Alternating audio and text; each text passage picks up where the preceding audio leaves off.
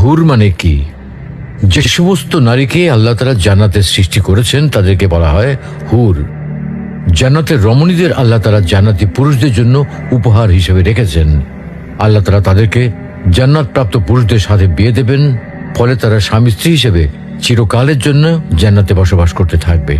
মহান আল্লাহ বলেন, كذلك وزوجناهم بحور عين আর আমি তাদেরকে বড় চোখ বিশিষ্ট হুরদের সাথে বিয়ে দেব।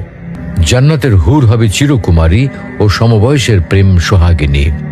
জান্নাতে একজন হুর যদি দুনিয়ায় একবার দৃষ্টি দিত, তাহলে আকাশ ও জমিনের মধ্যবর্তী স্থান সুবাসে ভরে যেত। পূর্ব পশ্চিম প্রান্তকে তথা সমগ্র পৃথিবীটাকে সুসজ্জিত করে দিত।